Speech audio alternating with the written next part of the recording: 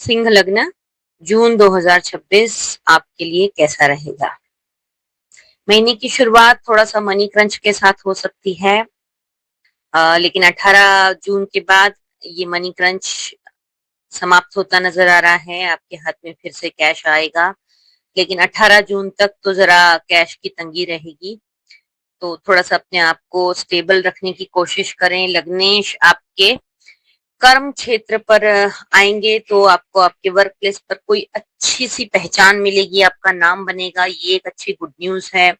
18 जून के बाद आपका मनी का जो क्रंच है वो भी, उसमें भी आपको काफी रिलीफ मिल जाएगा। 12th हाउस में गुरु जो हैं आपके उच्च के हुए हैं, तो आपके लिए ये भी एक बहुत अच्छा टाइम है। ये आपको अच्छी प्रॉपर्टी भी दिलवा सकते हैं, क्योंकि लिए आपके अष्टमेश व्यय में है, यानी कि आपका 8th हाउस का लॉर्ड 12th हाउस में है और 12th हाउस के लॉर्ड 8th हाउस में है।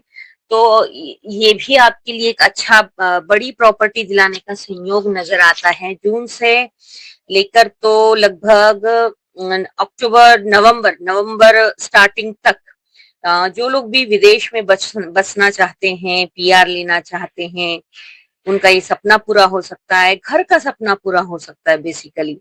अगर आप अपने बॉर्न जहां आप पर हुए, बॉर्न एंड बॉटअप, वहां से भी अगर आप दूर जाकर कहीं अच्छे भारत में ही किसी अच्छे शहर में अलग नए सिटी में घर लेना चाहते हैं, तो वो सपना पूरा हो सकता है।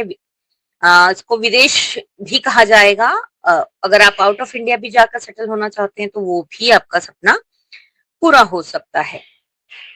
अब चलिए बात कर लेते हैं कि इस महीने में आपको कौन से डेट्स हैं जिसमें आपको केयरफुल रहने की आवश्यकता है।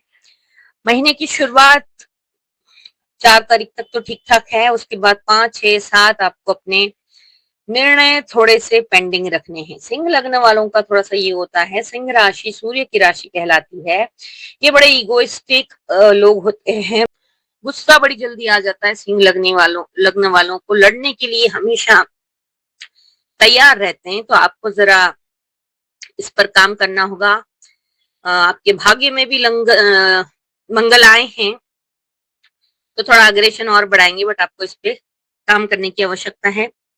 अदरवाइज आप अपने बनते हुए काम बिगाड़ लेंगे। स्टार्स की प्लेसमेंट अच्छी है, अच्छा बड़ा प्रॉफिट होता हुआ नजर आ रहा है, पर गुस्से पे काम कीजिए।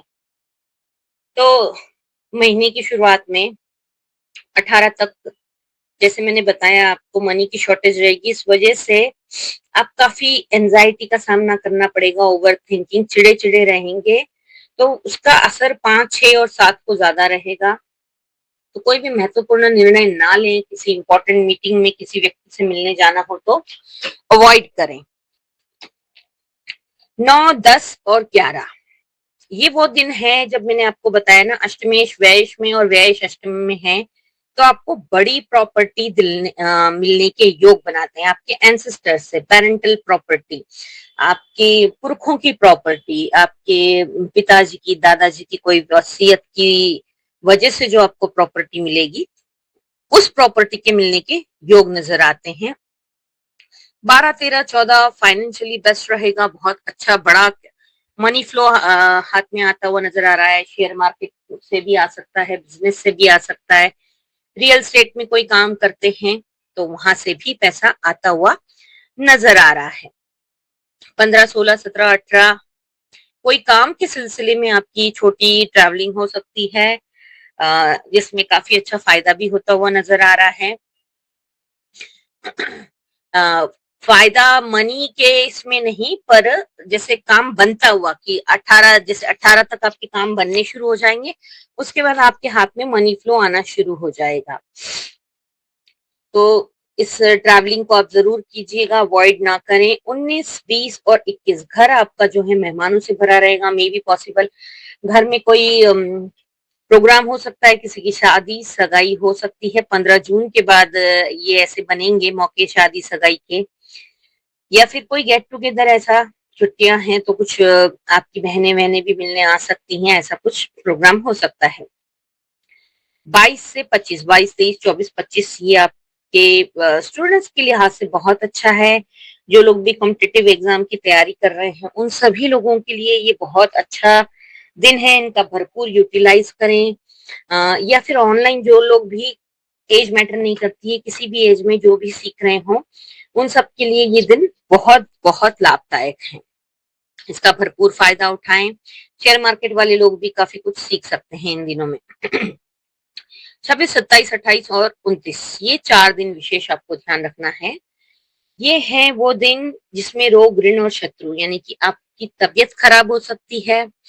गर्मी का मौसम है, बारिश भी शुरू होगी, तो सर्दी गर्मी का माहौल बनता हुआ नजर आ रहा है। बॉडी डिहाइड्रेट अगर होती है तो उसकी वजह से भी दिक्कत आ सकती है, सर के दर्द की समस्या रह सकती है। अपनी हेल्थ का विशेष ध्यान रखें, अपने खान पान पर विशेष ध्यान रखें, अपनी दवाइयां टाइम से लेते रहें। ऋण, अगर आपने किसी से कर्ज लिया है तो तकादेदार आपको परेशान कर सकते हैं और आपके एरोगेंट बिहेवियर की वजह से आप ट्रबल में आ सकते हैं, बात थाने तक पहुंच सकती है, तो आपको इसमें भी सावधान रहना है।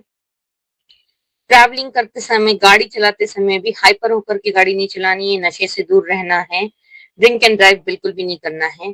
शत्रु आपको नुकसान पहुंचा सकते हैं, तो शत्रुओं से भी सावधान रहें।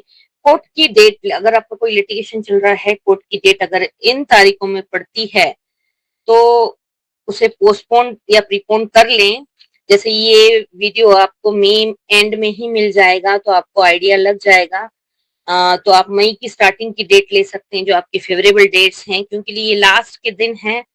तो इसको फिर अगर आप पोस्टपोन करेंगे तो वो जुलाई में जाएगा, मे बी फिर जुलाई में छुट्टियां स्टार्ट हो जाती हैं कोर्ट की, तो आप इसको थोड़ा मैनेज कर लीजिएगा। 30 तारीख महीने का आखिरी दिन आपकी वैवाहिक जीवन के लिए ठीक ठाक नजर आता है। अगर आपसी तालमेल बिगड़ा था तो वो सुधर सकता है। इस महीने में 3 जून और 18 जून को गणेश चतुर्थी है। अपनी वाणी पे काम करने के लिए या फिर आप अपने मुंह से आपके अच्छे शब्द निकलें, आपका बिजनेस अच्छा चले, प्रॉपर्टी से संबंधित कोई काम है उसमें कहीं दिक्कतें ना आए, उसके लिए चतुर्थी का फास्ट कर सकते हैं तो कीजिए, नहीं कर सकते हैं तो गणपति अथर्वशीर्ष का पाठ या तो कर सकते हैं या यूट्यूब पर चलाकर सुनिए, अन्यथा आप उसको पाठ भी कर सकते हैं। ओम गंग गणपते नमः की एक माला का जाप जरूर करें, गणेश जी के मंदिर जाएं, निश्चित रूप से आपको काफी लाभ मिलेगा। 12 जून और 27 जून को प्रदोष है और 27 जून को पड़ने वाला शनि प्रदोष है। तो ये दोनों दिन आप महादेव के मंदिर जाएं, जलाभिषेक करें, कच्चे दूध में काले तिल डाल करके अभिषेक करें, संभव हो तो साल में 1 या 2 बार रुद्राभिषेक भी करें आप, उससे आपको काफी लाभ मिलेगा, आपके रुके अटके सभी काम बनते नजर आते हैं। सैटरडे को शनि प्रदोष है, शनि अभी 17 मई को रेवती नक्षत्र में प्रवेश भी किया है। इनका ये रेवती नक्षत्र का प्रवेश प्रत्येक राशि पर अलग अलग तरीके से असर डाल रहा है। तो शनि प्रदोष वाला दिन बहुत अच्छा होता है महादेव को मनाने के लिए।